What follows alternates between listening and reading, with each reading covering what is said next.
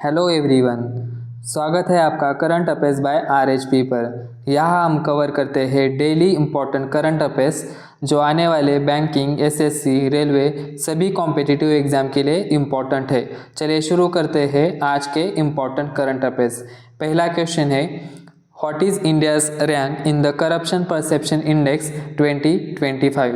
हाल ही में Germany based NGO Transparency international ने एक करप्शन परसेप्शन इंडेक्स रिलीज़ किया है। इसमें इंडिया का रैंक है 91 आउट ऑफ 182 कंट्रीज़।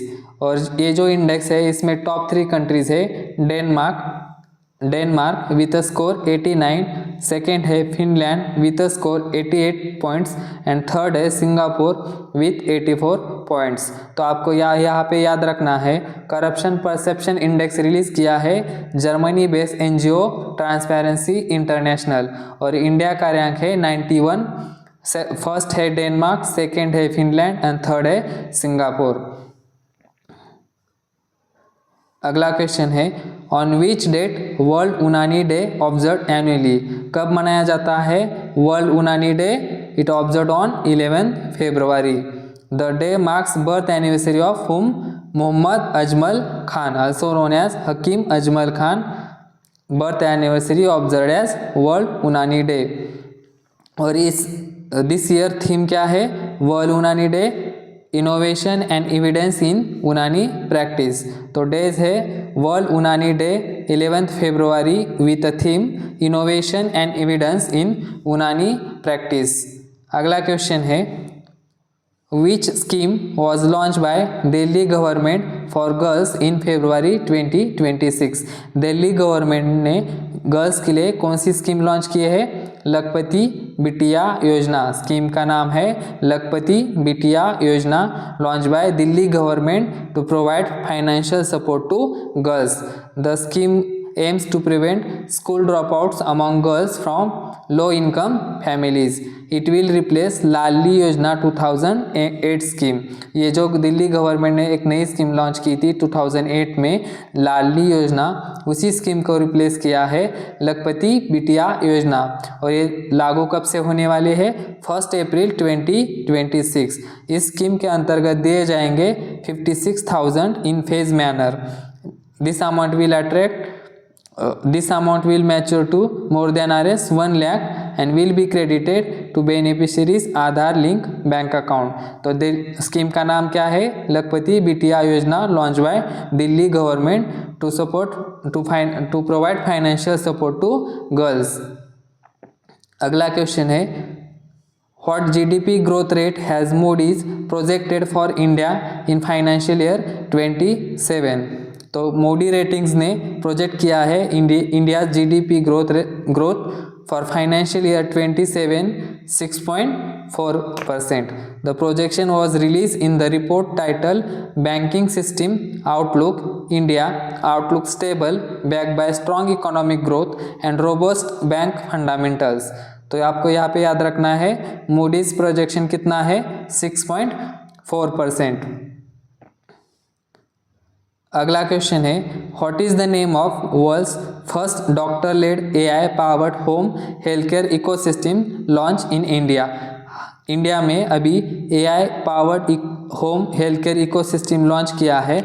उस इकोसिस्टम का नाम क्या है? I live connect.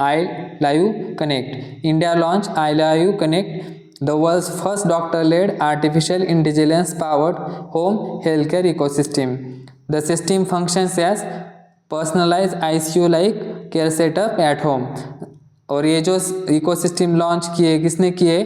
कार्डियोथोरिक surgeon doctor Rahul Chandola and interventional cardiologist doctor Viveka Kumar. Next है, Which state presented its first economic survey 25-26? कौन से स्टेट ने फर्स्ट इकोनॉमिक सर्वे प्रेजेंट किया है? इसका करेक्ट आंसर है Uttar Pradesh presented its first economic survey 25-26. The survey was presented by finance minister Suresh Khanna. कौन है यूपी के finance minister? Suresh Khanna. It highlights economic growth, fiscal discipline and governance reforms. और this survey aims to achieve $1 trillion economy through investment led growth model. तो आपको यहाँ पे याद रखना है कौन से स्टेट ने फर्स्ट इकोनॉमिक सर्वे प्रेजेंट किया है, तो आंसर है उत्तर प्रदेश। अगला क्वेश्चन है who launch annual nation wide mass drug administration MDA campaign to eliminate lymphatic filariasis in February 26। तो इसका आंसर है ministry of health and family welfare launch nation wide mass drug administration campaign, नाम है JP Nadda. The campaign aims to eliminate lymphatic filariasis in India. The initiative targets elimination of lymphatic filariasis as a public health problem by 2027. कौन सा target है 2027 तक to eliminate lymphatic filariasis। अगला question है Which two countries conducted a joint in situ air exercise on February 10, 2026? India and Thailand. India and Thailand के बीच एक joint exercise air exercise हुआ है।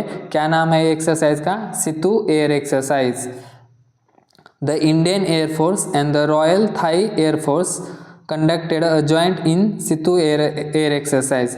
The exercise aims to enhance operational coordination and interoperability between the two air forces. Next है when did National Productivity Council celebrate its 68th Foundation Day?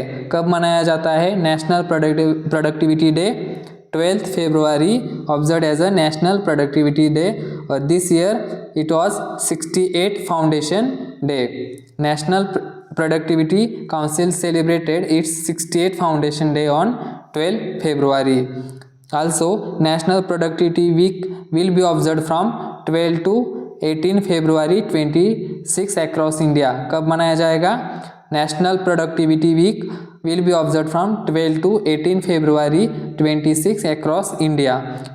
और इस week national productivity week के लिए theme है clusters as a growth engine maximising productivity in MSMEs, यानी कि micro small medium enterprises. Union Minister of Commerce and Industry and NPC President Piyush Goyal stressed boosting MSME manufacturing capability and sustainable industrialisation. तो आपको यहाँ पे याद रखना है national productivity day कब मनाया जाता है? 12 फरवरी। और इसी के साथ नेशनल प्रोडक्टिविटी वीक कब मनाया जाने वाला है?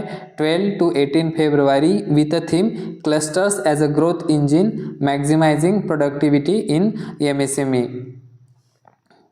अगला क्वेश्चन है Who is the author of the book 4 Stars of Destiny and Autobiography?